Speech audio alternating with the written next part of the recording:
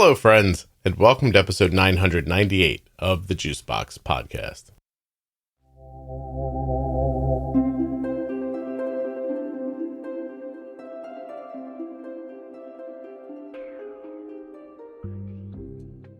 Today on the Juicebox Podcast, Jenny Smith returns for another myth episode. Today's is like supersized compared to some of the other myth episodes. Maybe that's because we're tackling the myth that your doctor knows best. If after this is over, you'd like to hire Jenny Smith, she works at integrateddiabetes.com. Please remember that nothing you hear on the Juicebox Podcast should be considered advice, medical or otherwise. Always consult a physician before making any changes to your healthcare plan or becoming bold with insulin. If you're looking for an Omnipod, check out omnipod.com/juicebox. If you'd like to start drinking AG1, you can get 5 free travel packs and a year's supply of vitamin D with your first order at ag1.com/juicebox. And you can wear the same joggers I do, sleep on the same sheets. Well, not exactly the same. They all come from cozyearth.com is what I mean, I guess. Anyway, you can get those sheets and joggers and bath towels and everything else for 40% off when you use the offer code JUICEBOX at checkout at cozyearth.com.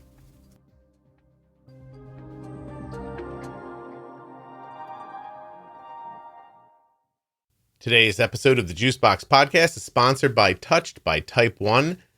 They'd like you to check them out on Facebook and Instagram and at touchedbytype1.org.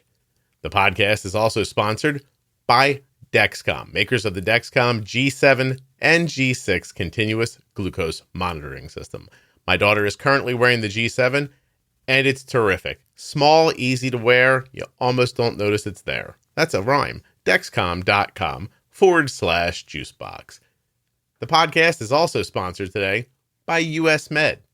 That's the place where Arden gets her G7s from, and her Omnipods and a lot of other stuff. usmed.com/juicebox. Head over there now, get your free benefits check, and get started today. If you don't like using the internet, you can always use the phone. 888-721-1514. Get started with US Med. Yay! All right, I hit record. Hey, Jenny, welcome back to the Diabetes Myth series. Yay! How are thanks. you?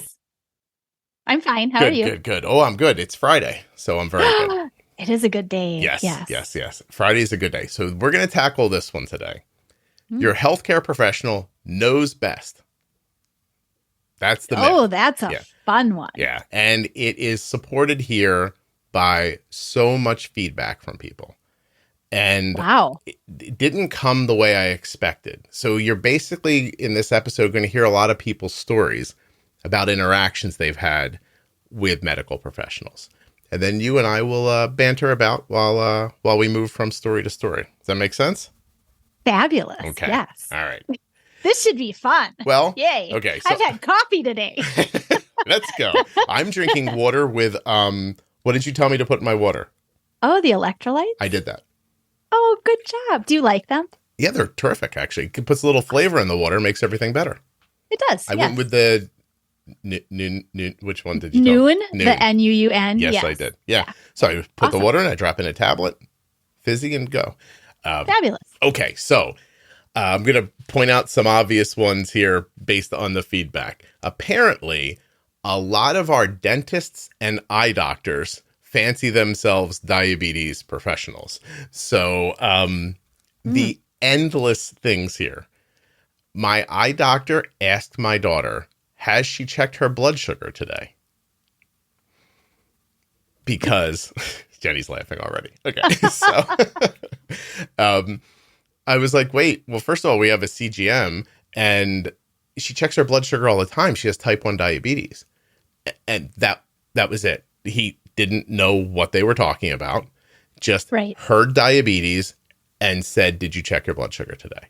Yes. That's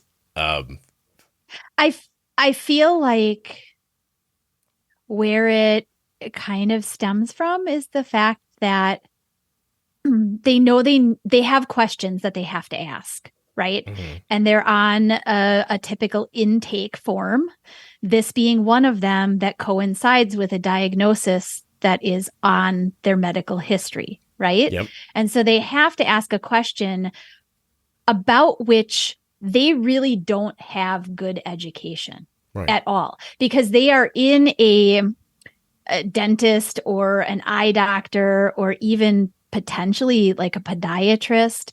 They're in a field that is very narrow. And so they know a lot, thankfully, about what you're there for, right? But on a baseline, they know that with diabetes, you should check your blood sugar. They may not even know very much about the medication that you take. I mean, I've had doctors, which I've only gone to once, and I've been like, you're fired. Did you take your insulin today? Really? Did I take my insulin today? That's the one. Yeah. Like, so that's just, so I think that's the obvious tell. I'm talking to a person who doesn't know what they're talking about. But another person makes the point that while I'm at an appointment and the doctor, the nurse, the somebody has no clear idea what they're talking about, my kid keeps looking at me like, why are we here? Like, yeah, like, you know, why are we listening to this person who doesn't understand all of this stuff that I know? A lady said that they were in an ER and people started flooding in and treating the kid like a sideshow to look at his Dexcom and look at his pump. And they're like, oh, look at this. Like they had never seen it before. It was magical to them. And then the kid's response was, hey, shouldn't these be the people who know what this stuff is? But no. And it's not like one story, Jenny. It like goes on and on and on. I can't tell you how many comments sound like this. My dentist firmly lectured my 3-year-old and told her to never drink juice because it's bad for her teeth. Yes. And he knew she was diabetic. Well, first of all, you can't really lecture a 3-year-old. It's a weird decision, you know? But then, like, clearly the dentist also does not know child development very well either. Yeah. So. And so then they describe, look, the kid's got diabetes. Sometimes her blood sugar gets low and we have to drink juice because they get in a dangerous situation. But then blank stares because then there's no next thing to say. Like they're programmed. Don't drink juice. Don't use gummy bears. Like these are the things. My dentist will tell you the same thing over and over again. Don't chew like potato chips because they're dry and they get stuck in your teeth. Like, right? Sure. Gummy bears, sugar all over your teeth, it gets stuck, blah, blah, blah. Yep. But then once you say, well, I need that stuff, then they don't know what to say after that. There are more comments. And I think that's the frustration really is that they have a comment to share because they know from, again, their very narrow field of focus that extra food or excess food, especially sugary types of foods or carbohydrate rich types of foods that get stuck and may not get brushed off. Sure. Yeah. Can that create dental problems? Absolutely it can. But to go the distance, a dentist then should be able to say, okay, if you need to treat this way, I recommend doing this. If at night you have to treat with sugar, try to treat with juice and have your child take a drink of water and swish it around in their mouth if possible at night. Yeah, right. That's what there they should be say. Steps. You don't think they should say, oh, you have to give sugar to stop low blood sugars. Isn't his diabetes under control? Oh, you don't think that's what they should have said? Because that's the next one, right? This dentist told the person, stop using Skittles. Give your daughter something healthy.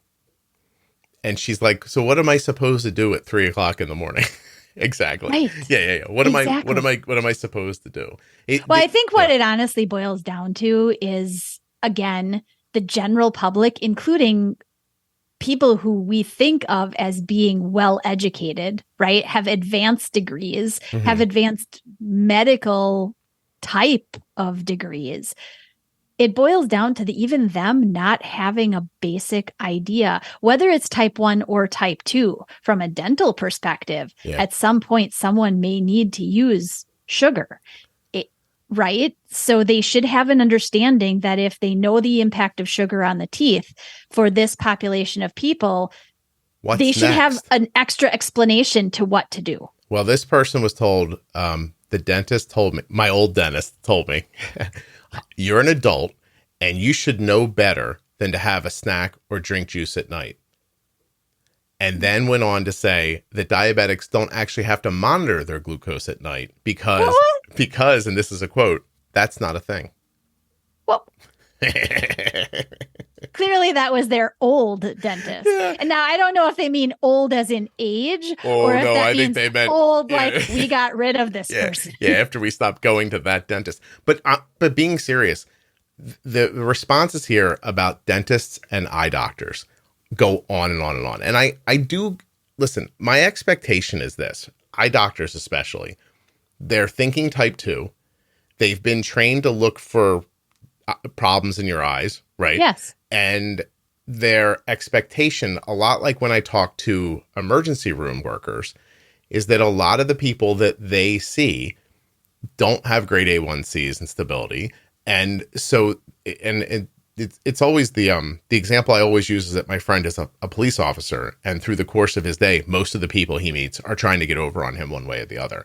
And that he noticed that was slipping into the way he was thinking in his private life and had to like stop himself because he just expected everyone was lying to him. And I think that's what happens. I think they expect that instead of saying, well, I work in a hospital, so I'm going to see sick people. You know, they say, well, these people are here because they have diabetes, not because their diabetes isn't managed well. Is it managed? Yeah, but because they have it in general. So let me jump to this one.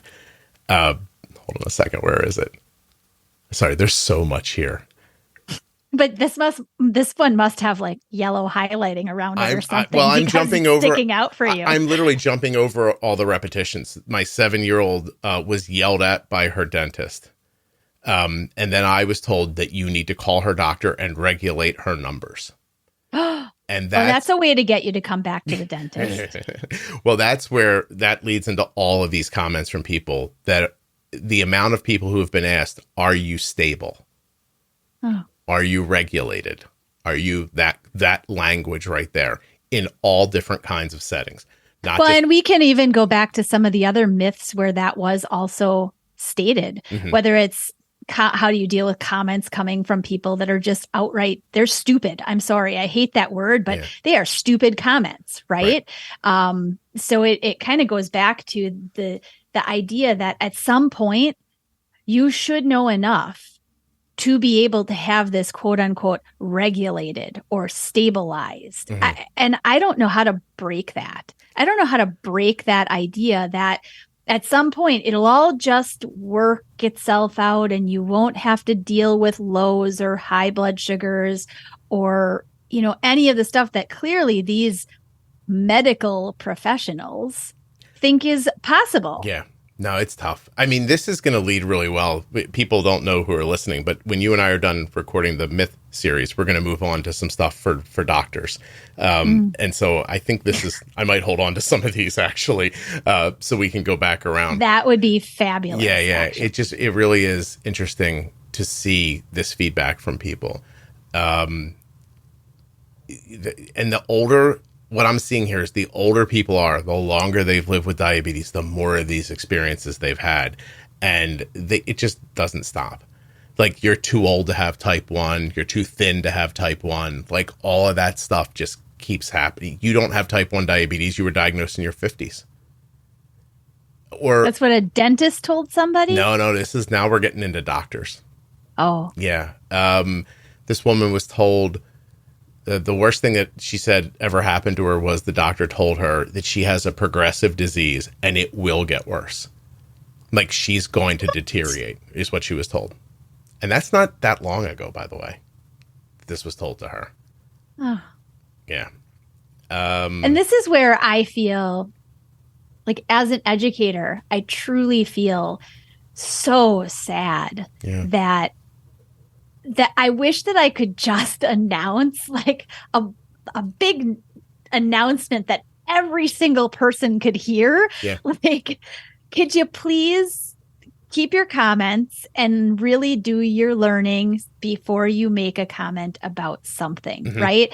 It's where I wish that I could go to conferences and speak to, you know, medical groups or dental boards or these these groups of medical professionals who clearly are not getting it right and then are coming with comments to those who are actually living the day-to-day grind of life with diabetes, again, regardless of what type it is.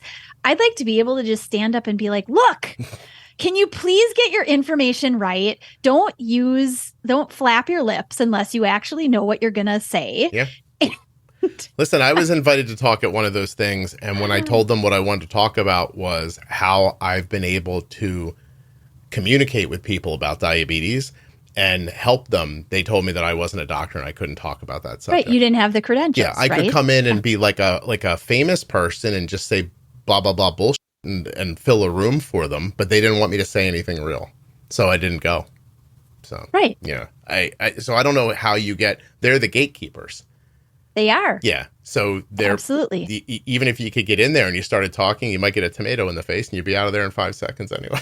I'd be like, get down. I would be happy to take tomatoes as long as I could stay on the stage and just talk and be real and say, you need to learn. You need to learn from real examples of what the people coming to you for help are talking to you about. Mm-hmm. And again, especially for the practitioners who are more the very centered type of, practice, like, again, a dentist or an eye doctor, where you may know enough that diabetes can have impact on this part of your body. But before you ask questions that are just coming from a form that you have to read off and check boxes on, ask them in a way that actually makes sense. It wouldn't take you but a few hours to understand diabetes well enough to do this. It really wouldn't. Yeah, right. Have you found that getting your diabetes supplies can be a pain in the butt? I have too. But not any longer, because now we're getting Arden's diabetes supplies from US Med. To get a free benefits check, just call 888-721-1514 or go to usmed.com/juicebox. US Med has served over 1 million diabetes customers since 1996. And they want you to know that they're offering you better service and better care than you're getting now. US Med always provides 90 days worth of supplies and fast and free shipping. They carry everything from insulin pumps and diabetes testing supplies to the latest CGMs like the Freestyle Libre 2 and the Dexcom G6. Arden gets her Dexcoms and her Omnipods from US Med. US Med accepts Medicare nationwide and over 800 private insurers. US Med is the #1 distributor for Freestyle Libre systems, the #1 specialty distributor for Omnipod DASH, #1 fastest growing tandem distributor, the #1 rated distributor in Dexcom customer service satisfaction surveys, and they are proud of the white glove treatment that they offer their customers. usmed.com/juicebox or call 888-721-1514. And that 888 number is special just for Juicebox Podcast listeners. Now, if you decide to go to the website, it's super simple. Here's what it tells you when you get there. Getting started is easy. From the comfort of your own home or office, you can now join over 1 million satisfied customers who rely on our staff of courteous, knowledgeable, and trained US Med customer care representatives to keep you up to date with your medical and diabetic supplies, delivered right to your door. Super simple benefits check. Name, phone number, email, zip code, and then just hit the button that says request a free benefits check. It's that easy. Let US Med take care of your supplies so you don't have to worry. How would you like to know what your blood sugar is without poking a hole in your finger? You can with the Dexcom G6 continuous glucose monitoring system, which is available at dexcom.com/juicebox. Not only does Dexcom offer 0 finger sticks, but you can get your glucose readings right on your smart device. That's your iPhone or your Android. Don't have a phone? That's okay. You can use Dexcom's receiver. On any of these devices, you're able to set up customizable alerts and alarms, setting your optimal range so that you'll get notified when your glucose levels go too high or too low. And you can share this data with up to 10 followers. Imagine what that could look like. Your child could be at school, and their data could be available to you, your spouse, their aunt, the school nurse, anyone who you choose. My daughter's been wearing a Dexcom forever, and it helps us in multiple ways. Around meals, we're able to see if our boluses are well-timed and well-measured. If they aren't, we can tell by how her blood sugar reacts, and then go back the next time and make an adjustment. Without the Dexcom CGM, we're sort of flying blind, but not just at meals, also during activity and sleep. The Dexcom offers us an unprecedented level of comfort and security. Being able to see my daughter's blood sugars in real time, and not just the number, but the speed and direction, is an absolute game changer if you're using insulin. Dexcom.com/juicebox. Head over there today to see if you're eligible for a free 10-day trial of the Dexcom G6. The Dexcom is at the center of how we have been able to keep our daughter's A1C between 5.2 and 6.2 for over 7 years. We've been able to minimize variability and keep her blood sugars in a stable range because of the information that we can see with the Dexcom. These are our results and yours may vary, but using Dexcom's feedback has helped my daughter, without any food restrictions, live a more normal and healthy life. Dexcom.com/juicebox.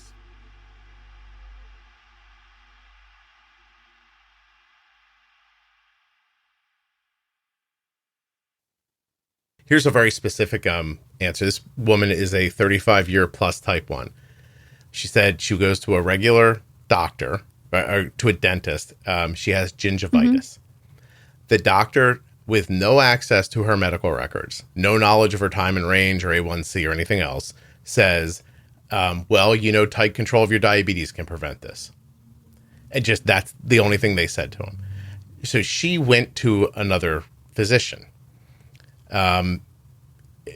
Kind of figured out once the doctor said that and didn't have access, like they was just kind of talking out of his ass. So she went to a woman's health provider, and it turns out she gets something called menstrual gingivitis. Oh. And okay, who would even know? Right? You know what I mean? But the first guy told her, do better, and this won't happen. And if she would have left with that in her head, then she would have spent the rest of her life torturing herself. By the way, already with a great A1C and time and range and everything, would have tortured herself, not gotten this issue figured out, and spent her whole life like flailing with this. I very much like take that to when my wife went to endocrinologists for years with what was clearly hypothyroid symptoms, and they would look at her tests and go, you don't have that because your TSH isn't high enough. It's in range, they would say. And then 7 years she struggles until finally we learned enough to push a doctor to do something for her. Right. And if this was just obviously singling out this one particular example, this dentist then clearly didn't know enough, even in his own practice setting, to be able to say, well, sure, you have diabetes, but again, another question, how are you managing? And then this person could have come back and said, I manage really well. My A1C is here. I mean, my dentist actually asks me what my A1C is, which is great, right? But she could have come back and said, it's here. I do really well. I manage my diabetes really well. And then the dentist could have said, his knowledge base should have been to understand that menstrual gingivitis could have been an issue. Well, maybe it's you could, well, so we do the same thing. Like I lead with Arden's A1C is this. It's been like this for years. She's incredibly well managed. Like get past that. Because a lot of these things are like every doctor I go to blames my diabetes for no matter what it is. And here's an interesting one. A friend of mine has type 1 for years. She moves, needs a new endo. Gets to the new endo. The endo insists that she has type 2 and not type 1 diabetes and tries to like manhandle her into getting off of insulin. Oh my God. I don't even know how not to laugh. Like, so she's a type 1 for years. And someone you just met goes, looks at a piece of paper. No, you don't have type 1 diabetes. And didn't want to give her scripts. I don't know what to say. Those are the ones that you like run out of the room like, oh my God, Yeah, I gotta go. Almost announcing to the waiting room full of people, do not see this person, right? That's how you honestly feel. I had one example of that when we first moved to the DC area. I went to see a primary care just to get new prescriptions before I could get into my endo like 2 months later or something, right? This primary care doctor had to look in a pharmacy manual to figure out how to write the script for my insulin. And then was still confused. And I ended up telling them how to write my prescription. This is, in general, even primary care should know the basics of insulin prescribing. Yeah, Arden's first, oh God, she really is going to listen back to this one day and be like, what the hell? But her first ever OB appointment I was at. And like the intake nurse, we couldn't find a way to describe to her that insulin wasn't a thing she took like once a day. Right. Like I'm like, listen, there's basal insulin and it just was, I stopped. I was like, write down whatever you want. I don't even care. Right. Because we're not here for that. Like, we're only here for hormonal menstruation needs, gynecology. Right. That's what we're here. And then, what ends up happening later is that a person who actually understands looks at it if you get lucky and they go, why is it like this? And I just said, the lady that was talking to me earlier, she just wasn't getting it. So I let it go. What am I supposed to do? A lot of you need to regulate her numbers. Has he leveled out yet? That's a big one. My daughter was in the emergency room waiting to be discharged. So they're in there for a non-diabetes thing. And I asked the nurse, can I get a juice because my daughter's getting low? The nurse laughed, and then said, quote, no juice for you. You're diabetic. So the lady has to then explain to an ER nurse, yes, she's diabetic. She has insulin. She's had too much of it. Her blood sugar is getting low. I need the juice to save her. And that had to be explained before it could be brought in. Again, a lot of this also is, it makes me think of the reason that a lot of people with diabetes and or another medical condition that isn't necessarily well understood in general, it sometimes feels like you have to put on a coat of armor to like stand up and be able to stand up for yourself, right? And to address these comments that are so, hurtful isn't the right word, but they are. It's like you have to defend yourself against stupidity. Yeah. I think it's exhausting. It's exhausting. I think it's hurtful. It's hurtful in that it's exhausting. Yeah. Like you're just like, oh, again? Is this going to happen again? Like, okay. And then you got to rally and you're like, okay, so juice. And, but the whole time you have to be thinking, you are a nurse in an ER. Like, you can't possibly not understand what I'm saying. Like, I get when my mother-in-law brings the wrong thing when I say Arden is low. I don't understand when a nurse says you can't have juice because you have diabetes. Like, all right, here, this one is from a doctor. They kept telling this person, it's okay if your son's blood sugar spikes to 400, as long as it comes back down. Oh, I've heard that so many times. Yeah. Now she's having a remembrance of this time the kid's blood sugar goes to 432. And because they gave him like pizza and stuff that they didn't understand how to manage yet. The kid flies up over 400. She's upset. So she's calling the nurse, and the nurse is, at the endo's office is telling her, like, you don't do anything, just wait. And hours and hours and hours go by, and they're waiting and waiting, and she knows she's doing the wrong thing, and it's making her upset. And the doctor's office is telling them no. Like, just no, you don't bolus again. You have to wait. You put the insulin in, it's going to work. Right. I mean, some of the bread and butter of this podcast is talking about bolusing for fat and protein. Like, people love those episodes because it is obviously a thing that nobody tells you about. Or, I mean, in this example, they just don't even understand. A school nurse told this woman her child did not need to pre-bolus because another child in the school has diabetes and they don't pre-bolus. And that's the only rock example solid. that this nurse in the school Yes. then has, and says, well, Yeah. it works for this person. This must be the standard of care. So this is what we're going to use. More importantly, had she met the pre-bolusing family first, then when the non-pre-bolusing family would have said, we don't pre-bolus, she would have went, oh no, you have to. Right.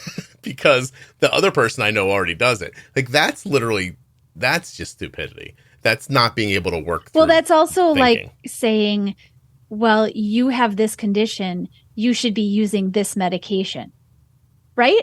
It's not a person to person. We very much obviously know that it's very different. So person to person, even with type 1 diabetes in a school child, this child might be using this type of a system in which this type of strategy is necessary. This child might be completely different. So strategies need to be very individualized. Tailored. Well, I went through this with Arden in school when I called the nurse's office one day and I said, hey, Arden, she was still really young. And I was like, Arden needs to come down and get insulin. I texted her and she told me what her blood sugar was, and it's too high. It's like 200 and I need you to push it down. And she goes, we're not going to do that. And I said, why not? She goes, there's like 4 or 5 kids in this school. We don't do that for any of them. And so where I am, I don't know what's wrong with me, why I'm wired the way I am, but I was like, listen, I don't give a crap what those other families are okay with. It's meaningless to me. If they want their kids to walk around with high blood sugars, then God bless. Like, that's fine. My daughter is not doing a thing because other people are doing it. Are you out of your mind? Right. Like, what kind of, like, there's no common sense in that whatsoever. But even after, but to their credit, after I explained it, she's like, okay. But like, why was that the first thing she said? Like, why can't people think is my problem? I already heard this from somewhere else. So that's the rule because you heard it first. Like, I don't get that. I really don't. There's a comment here that's not attached to a story that I just want to read. I wonder if the people who tell us these lies would follow those rules if they had type 1 diabetes themselves.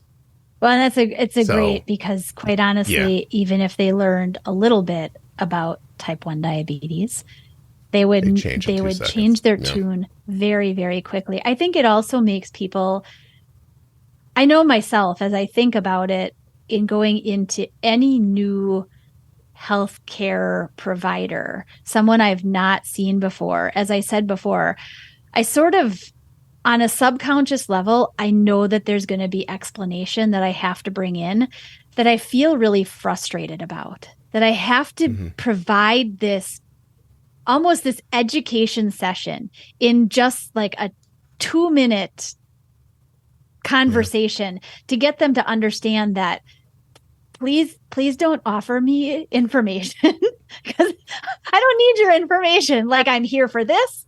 Please give me this. I will tell you this about myself. I will answer it for you, and we will go our merry ways. Right. Well, and look how sad that is. So you know how to take care of your diabetes, so you don't need them. But other people need them, and what they're getting from them is not just wrong sometimes, but opposite. Here's an opposite. I was having a hospital stay. The resident told me I will need less insulin because I'm bedridden. So less activity, that's opposite. They're likely going to need more insulin for being typically. Bedridden. Right. I mean, maybe not exactly, but the idea that it's definitely going to be less because you're not moving around is counterintuitive. And the fact that they're there for a hospital stay is probably a stressor, right? It's not like you're bedridden at Disney World and like enjoying Mickey Mouse breakfast, right? Yeah. Also, by the way, there could be, there's always variables. Sure. Here's one that jumps in my head. If you're a person who's not well hydrated and you use a lot more insulin because you're not well hydrated, then I sit you in a bed and I put an IV in your arm and hydrate the hell out of you. Your insulin might work better and you might have a different. So maybe that's what they're, who knows? But it's just that person knew that's not right for me. But I think behind it, there was no explanation. And so I think that's another piece behind all of this is that there's no explanation for some of the silly comments that end up coming out. And you, the person with diabetes or the caregiver of, a child or somebody, you're left thinking, how could they think this? Like, what am I supposed to do with this nonsense information that you're talking about? Or isn't it even more shocking to hear that a person is told you have to have type 2 diabetes because you're older, but that person who told them that is a neurologist? Like, isn't there, I mean, am I the only one who hears neurologist and thinks you must be a pretty bright person? You know what I mean? With like the capacity to remember a lot of things. And correct. Yes. This person says, I hate having a lazy doctor who decides that anything else wrong with me has to be my diabetes. And then the response is, if you lower your A1C, this one's interesting. If you lower your A1C, your osteoarthritis in your hand will go away. You had a abscess in your tooth because your diabetes is uncontrolled. That's why you need a root canal and antibiotics, because your diabetes is not managed well. Then this one is fascinating. And by the way, the amount of people who then said this happened to them was mind-numbing. They had rotator cuff problems. Okay. But because they had diabetes, they told them they had frozen shoulder. Okay. And then they put them through vigorous exercise, frozen shoulder exercises on their chewed up rotator cuff that had nothing to do with frozen shoulder. The amount of people in one subthread that talked about this happening to them is mind-numbing. So literally they didn't have frozen shoulder, which is a potential complication of it is, yes.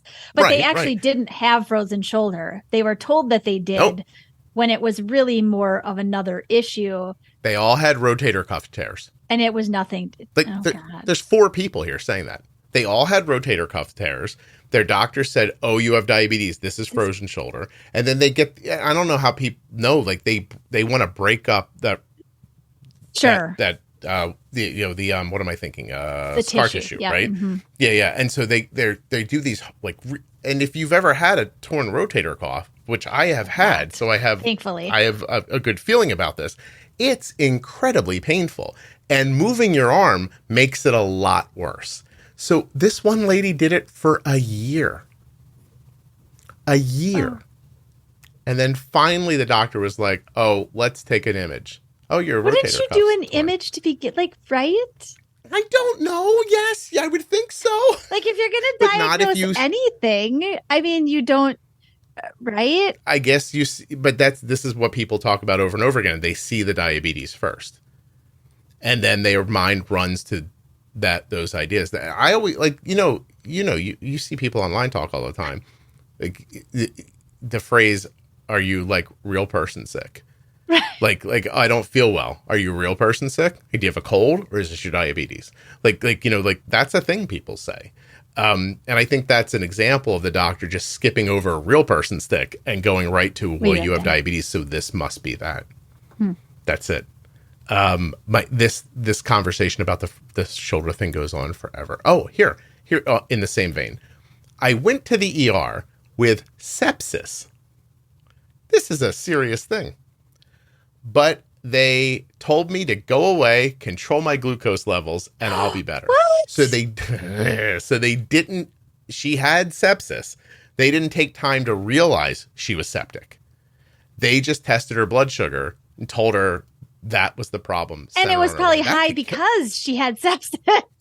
Well, she said, I do believe that it's because I had sepsis that my blood sugar was high. And then she ran into a woman in the waiting room, and that person said, I just saw someone die of this last year untreated. Sepsis isn't something you that's... Oh, I'm not laughing at the sepsis. Everyone knows I'm. I wish. What I honestly wish, quite honestly, which clearly would be so illegal to do.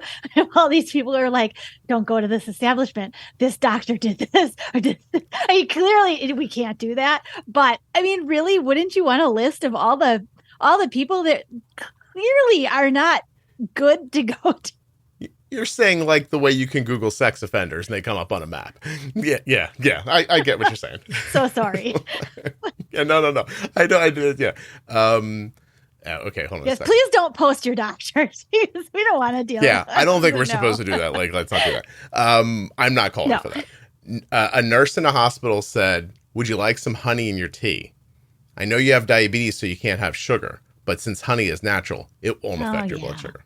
That's another good one. Well, it kind of actually makes me think of the Skittles comment that you said earlier. Like, can't you find something healthier than Skittles? Okay, sure. How about I try raisins? They're just as sticky and gluey as a Skittle is, right? Sugar is sugar on the teeth. So whether it's a healthier option or a completely like created product in some food lab someplace, sugar that's going to stick to your teeth that you're not going to brush away is still sugar. Well, this is another one that got a lot of responses. The honey thing happens to people a lot. Like, oh, just use honey. It's natural.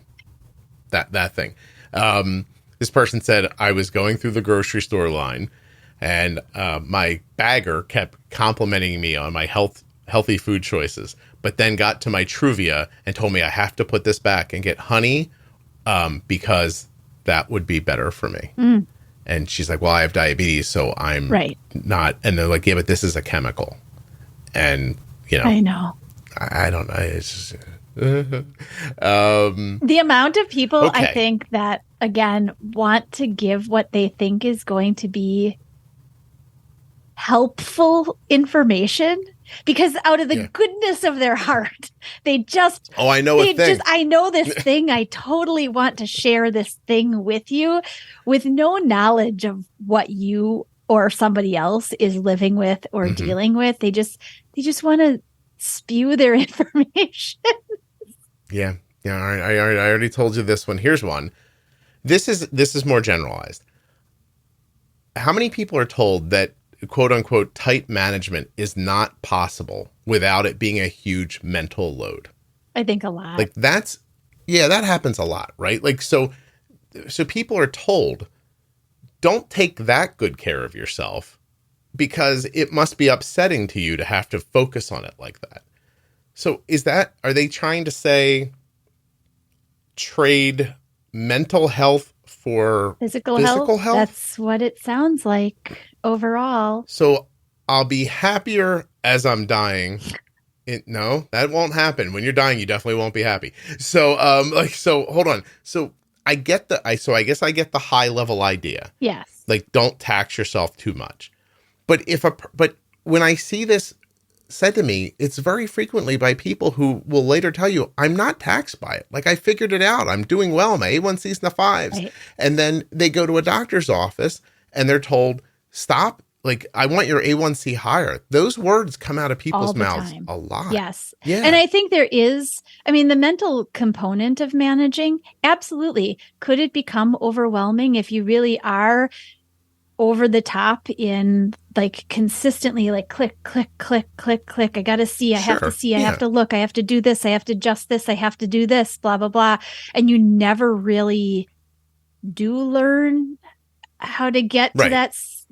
I don't want to use the word stable, but that place of just knowing for the most part. Where your decisions lead to stuff that doesn't need to be constantly bumped around. Yeah. So the mental load can definitely be considerable, but for somebody to say trade the mental part of it for happiness with less management by no means is going to make you happier.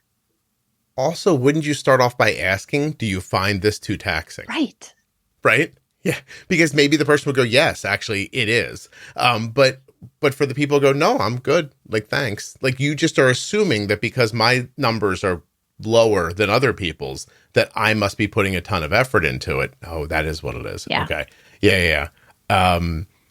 Let's see. That was that one. And that leads into my spouse also thinks that I'm micromanaging things. And then they call me a control freak.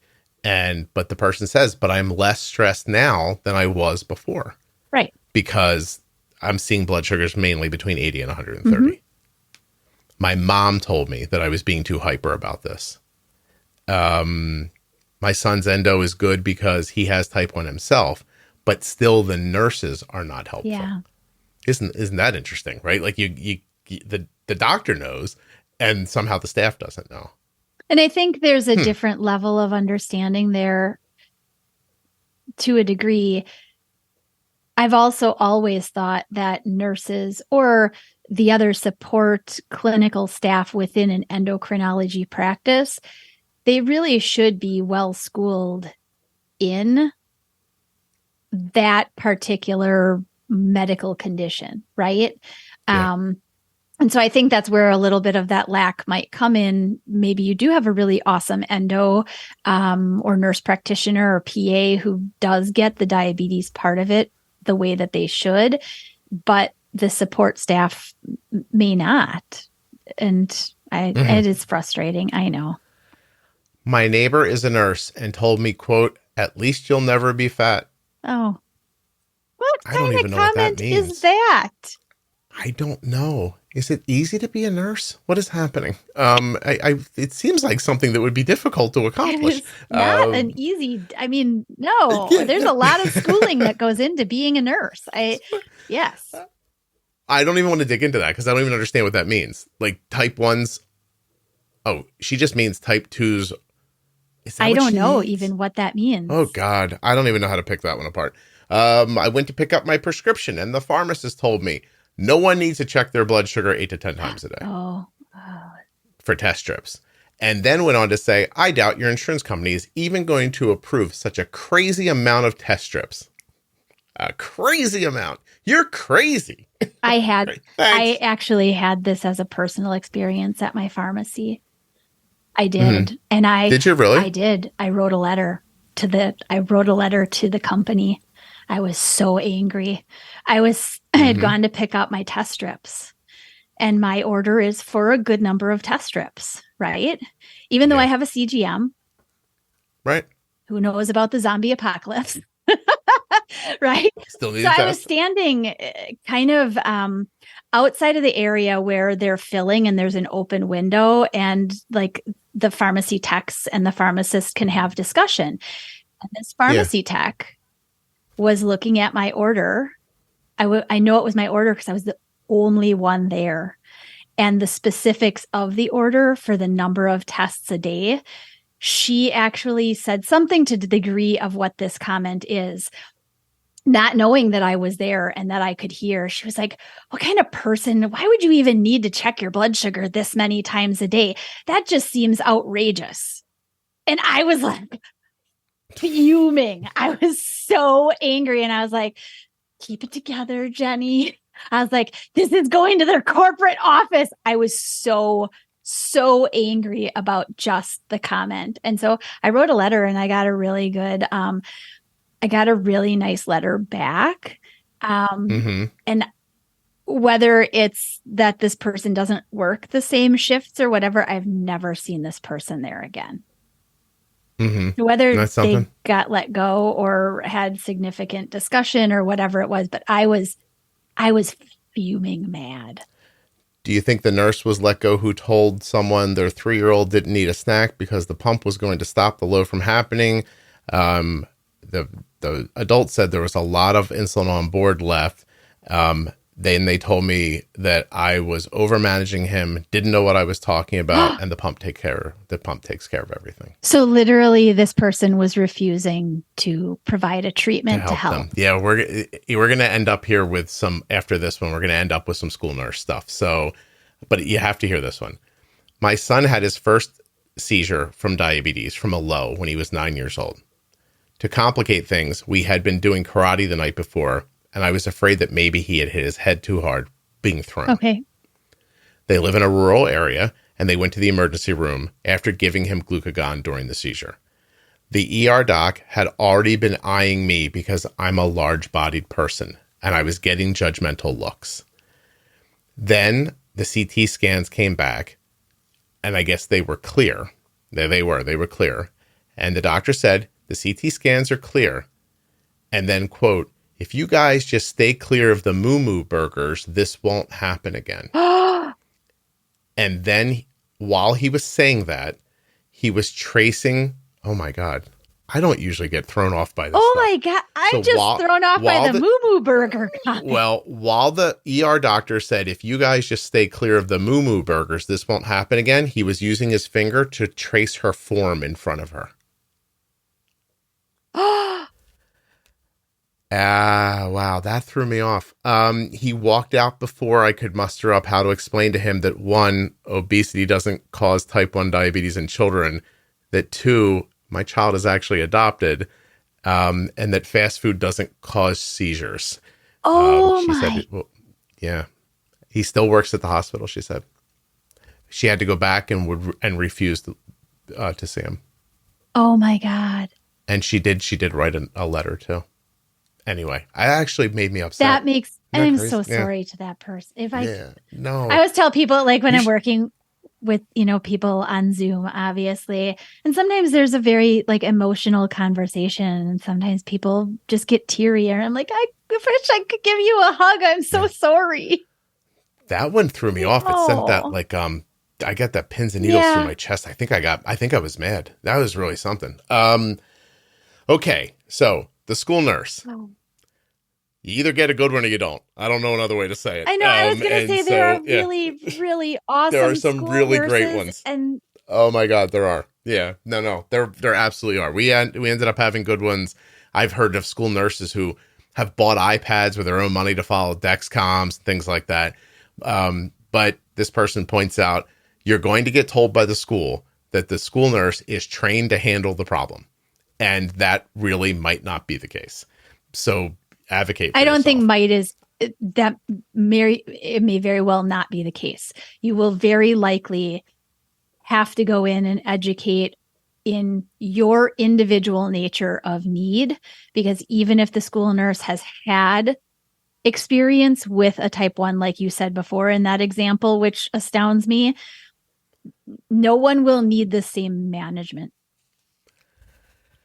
And you might get this one who called the mom to say her 6th grader was on a trip with a school and they had a low blood sugar, but don't worry, they made sure he did not have any candy because they know diabetics cannot have sugar. I'd be in the car, I'd be like, how fast can I drive to wherever my child go is? get my kid. You have my child. Oh. Which this is, one was told by, I think it's scarier, especially like a child who really is old enough and knows better would likely have something on their person and would likely know well enough to be like, look, I'm going to treat this. I don't care what you're saying. I'm going to do what I need to do. But for a very small child or one that doesn't really know quite yet what to do on their own, you are leaving it to the power of this nurse to help. Yeah. No, I mean, listen, there's a bigger conversation here. You have to educate them. You have to go to a meeting before school starts. You really have to lay the whole thing out, put your intentions up front, how you want to manage it, what your expectations are of them.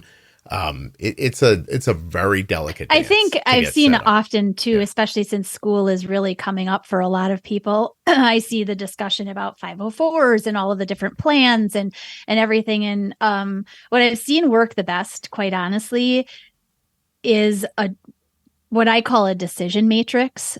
It's like an if this, then this type of scenario, very well bulleted, very easy to read in the moment, in the need, so that you really can drive those points forward in an easy way. And then they will learn. They will. It won't take long to learn it after that. This one's a random one. I was diagnosed with type 1 and couldn't see an endo for the first year, but the doctor I was seeing kept giving me advice about how I could eat so that I could get off of insulin. Oh, thank goodness for that doctor.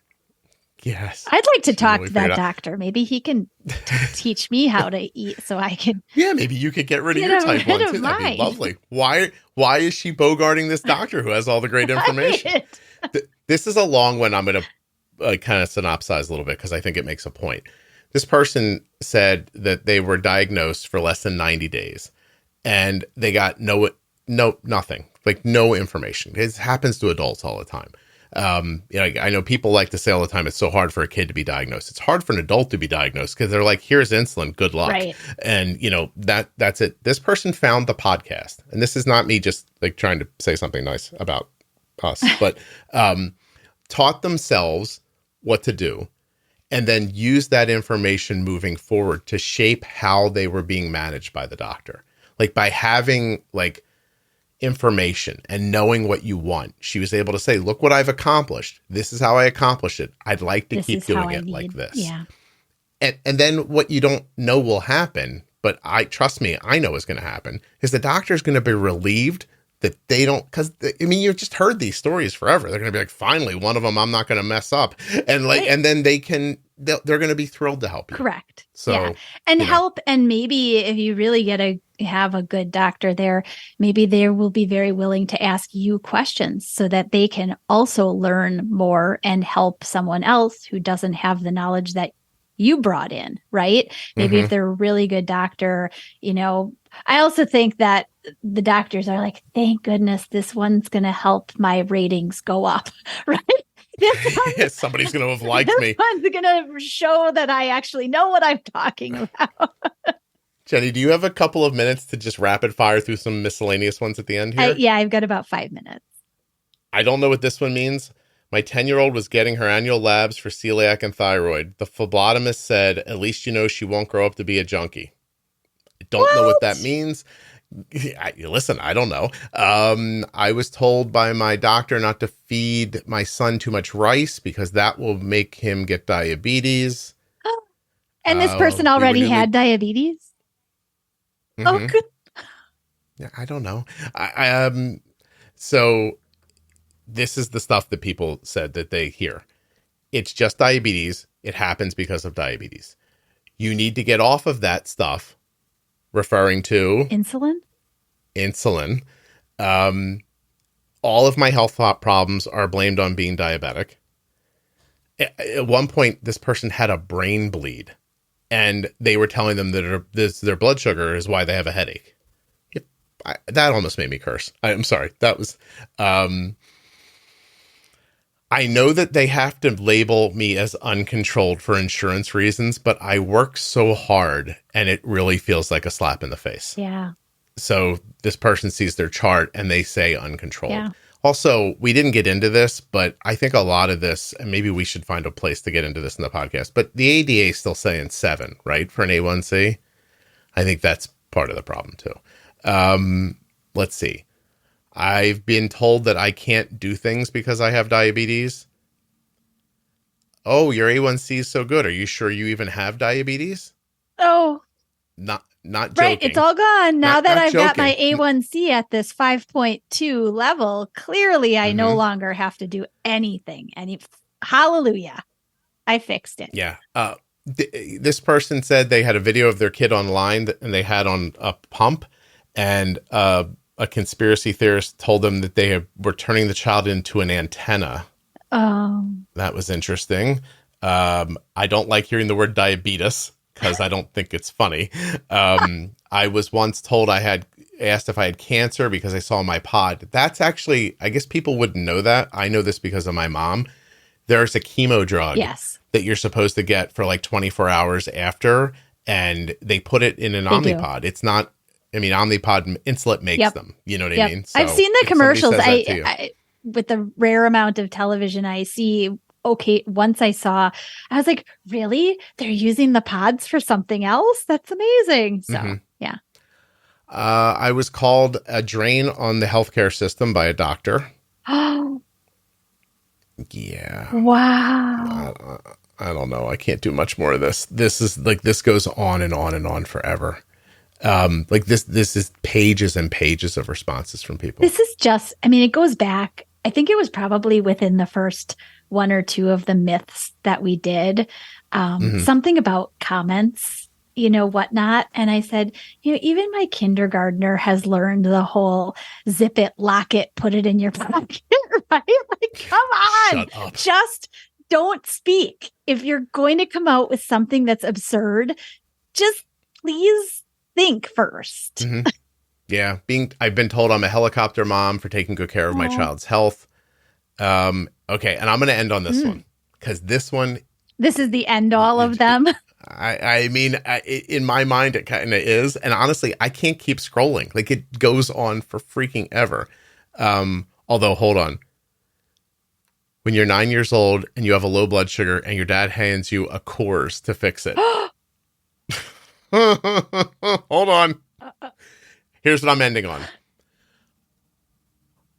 A nurse who has diabetes, type 1, told me, another diabetes person, I run better on high octane, I leave my blood sugar high. Okay, there you go. Good luck, everybody. I don't have a comment for that other than that. Clearly should not be, hopefully, a diabetes nurse specialist, because that's... Yeah, this one wasn't a doctor, but I once told a friend I was pregnant, and they said, I didn't think diabetics were allowed to get pregnant. Yeah, I've heard that more often than I need to, especially with the year that we are in currently and all the technology we have and what we know about that. Yep. Okay, Jenny, we've done it. Now that was I was like smiling and happy at the beginning of this. I know, we were all like, it's Friday.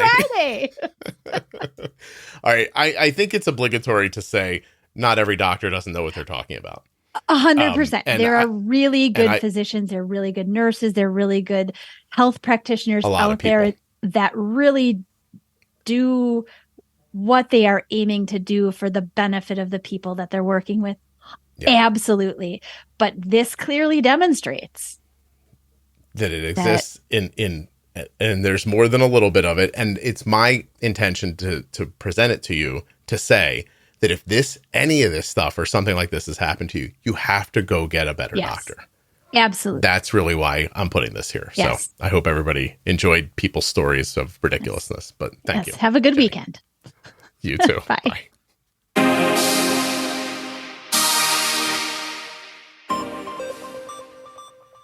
Always happy to have Jenny here. Don't forget, she's at integrateddiabetes.com. Speaking of being happy, Dexcom.com/juicebox. Check out your blood sugars in real time on your iPhone or Android. And we're going to thank US Med and remind you that at usmed.com/juicebox, you can get your free benefits check and get going right away with US Med. Or you can call them at 888-721-1514.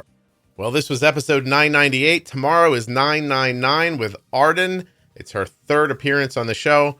And then at episode 1000, the Diabetes Pro Tip series is back, and it's remastered. Sounds better than ever. Download them all and have them in your player for when you need them. If you or a loved one has been diagnosed with type 1 diabetes, the Bold Beginnings series from the Juicebox Podcast is a terrific place to begin listening. In this series, Jenny Smith and I will go over the questions most often asked at the beginning of type 1. Jenny is a certified diabetes care and education specialist who is also a registered and licensed dietitian, and Jenny has had type 1 diabetes for 35 years.